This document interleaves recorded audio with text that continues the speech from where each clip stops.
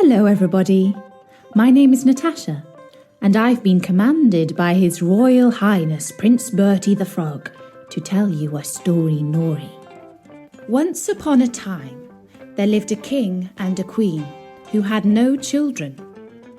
They were so sorry about having no children that I cannot tell you how sorry they were. At last, however, after many years, the queen had a daughter. There was a very fine christening for the baby princess. The king and queen looked throughout the kingdom for fairies to be her godmothers, and they found 7 fairies.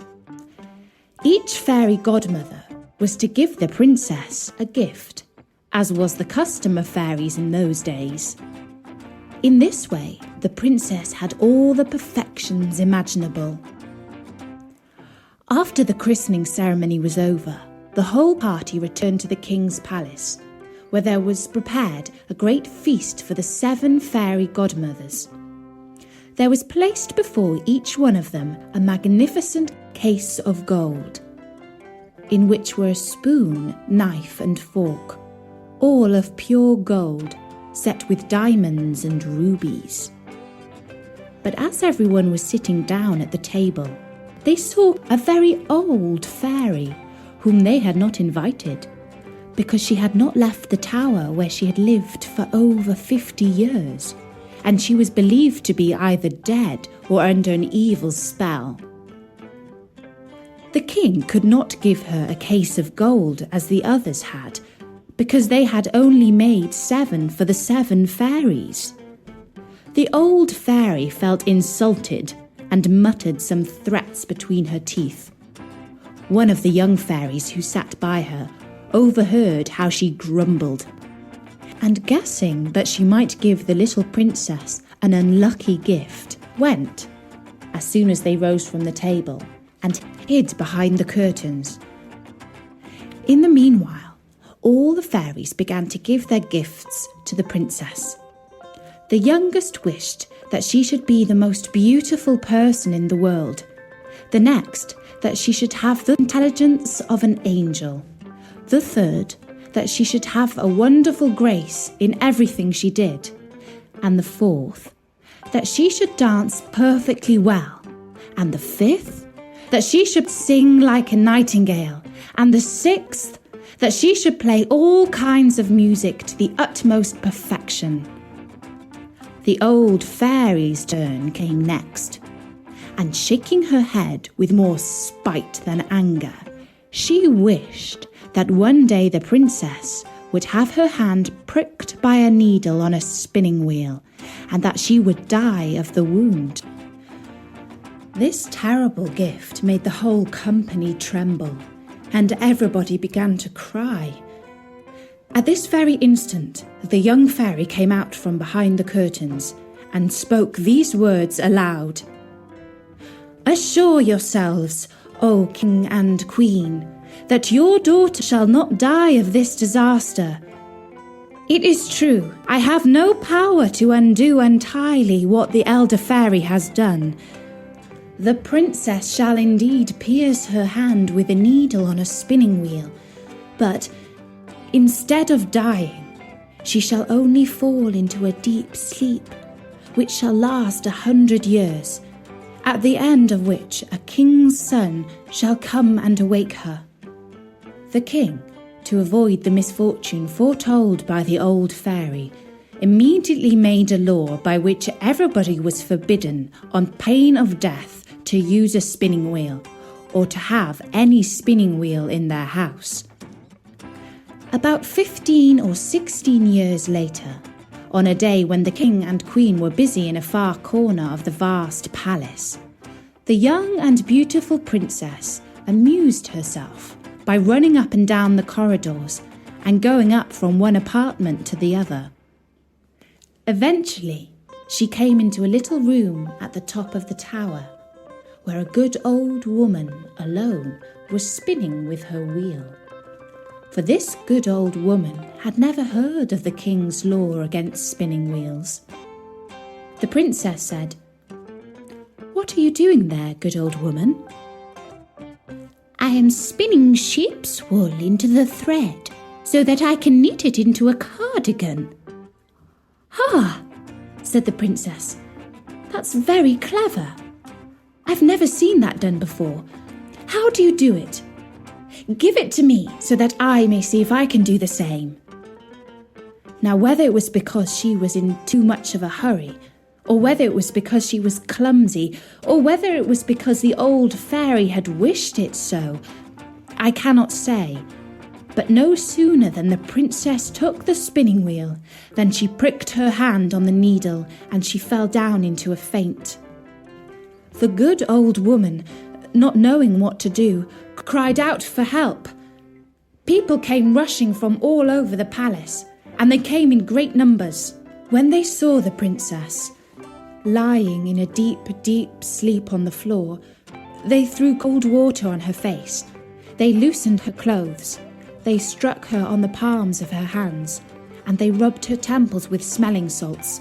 But nothing they could do would wake the princess. And now the king, who heard the great commotion from the far end of the palace, remembered the terrible warning of the fairies, and guessing what had happened, came rushing to the tower. There he saw the princess lying in a deep, deep sleep. And he ordered her to be carried into the finest apartment in his palace, and to be laid upon a bed all embroidered with gold and silver. If you had seen her, you might have taken her for a little angel. She was so very beautiful, for her swooning away had not paled her complexion. Her cheeks were like roses. Her lips were like sea coral. Indeed, her eyes were shut, but she was heard to breathe softly, which persuaded everyone that she was not dead. The king commanded that they should not disturb her, but let her sleep quietly till her hour of awaking was come. When this accident happened to the princess, the good fairy who had saved her life by condemning her to sleep for 100 years was in the kingdom of Matakin, 12,000 miles away. But she quickly heard the terrible news from a little dwarf who had 100-mile boots with which he could tread over 100 miles of ground in a single step. The fairy came immediately, and she arrived at the palace about an hour later in a fiery chariot drawn by dragons. The king took her hand as she stepped out of her chariot, and they both went to look at the sleeping princess. As the fairy was very good at thinking and planning ahead, she realised that in 100 years' time, when the princess would wake up, she might not know what to do with herself, being all alone in this old palace. And so this is what she did. She touched with her wand everything in the palace: nannies, maids of honour, ladies of the bedchamber, gentlemen, officers, stewards, cooks, undercooks, cleaners, guards, pages, footmen. She also touched all the horses in the stables and fields, the fierce guard dogs in the outer court, and pretty little Mopsy too, the prince's little puppy, which lay by her on her bed. Immediately, as soon as she touched them, they all fell asleep, so that they might not awake before their princess, and that they might be ready to serve her when she wanted them. Even the great fires in the ovens of the kitchen, that were just then roasting partridges and pheasants, fell asleep too. All this was done in a moment. Fairies do not take long to finish their business. And now the king and the queen, having kissed their dear child without waking her, went out of the palace and made an order that nobody should dare to come near it. This, however, was not necessary, for in a quarter of an hour's time, there grew up all round about the palace grounds such a vast number of trees, great and small, bushes and brambles, entwining one another, that neither man nor beast could pass through, so that nothing could be seen but the very tops of the towers of the palace. Nobody doubted but the fairy had demonstrated a very extraordinary sample of her power, and that the princess, while she continued sleeping, might have nothing to fear from any curious people. When 100 years had passed by, the son of a king from another family had gone a-hunting in that part of the country where the palace used to be. He asked, "What are those towers in the middle of that great thick wood?" Everyone answered with the rumours that they had heard. Some said that it was a ruinous old castle haunted by spirits. Others that all the sorcerers and witches of the country used to meet there at midnight when there was a full moon. Most people believed that there was an ogre that lived there, and that he used to take to there all the little children he could catch, so that he could eat them up whenever he pleased, without anybody being able to follow him, as only he had the power to pass through the wood. The prince was all in a quandary, not knowing what to believe, when a very good countryman spoke to him as follows.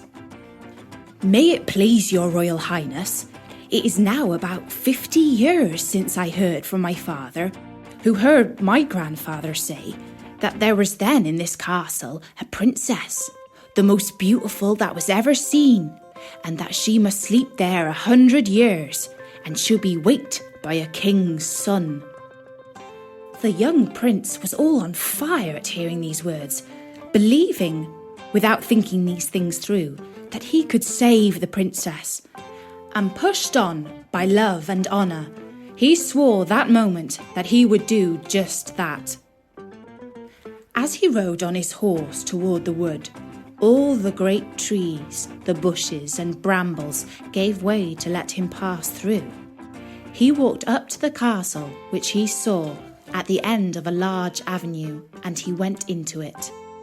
And what rather surprised him was that none of his people could follow him, because the trees closed again as soon as he passed through them.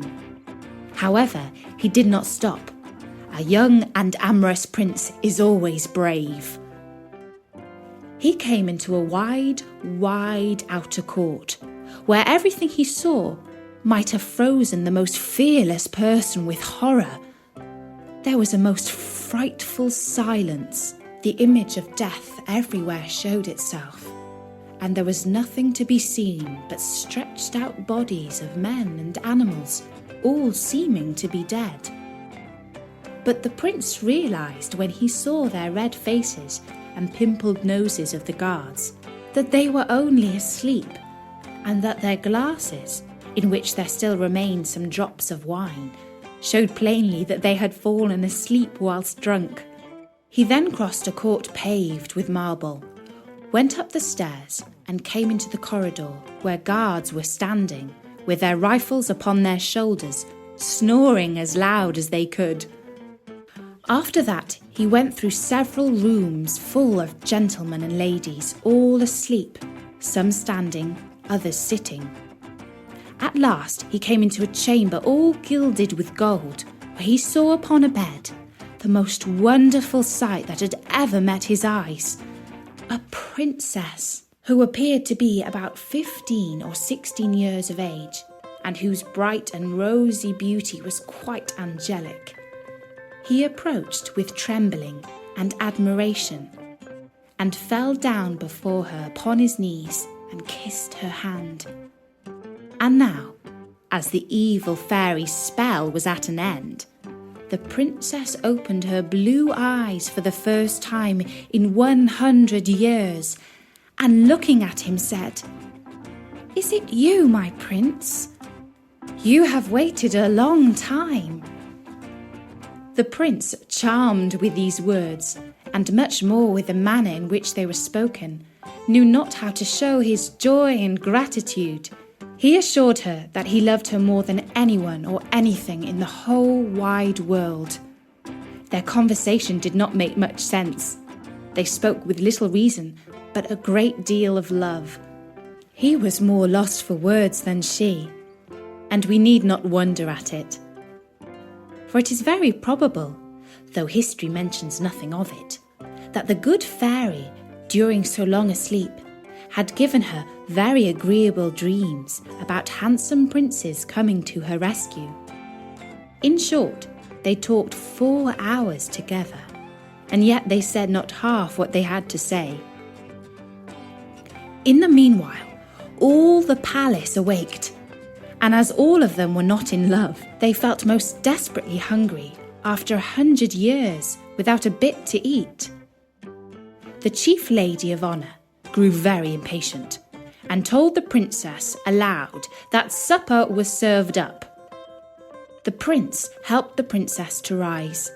She was entirely dressed and very magnificently, but His Royal Highness took care not to tell her that she was dressed in the fashion of 100 years ago, like his great-grandmother. She looked not a bit less charming and beautiful for all that.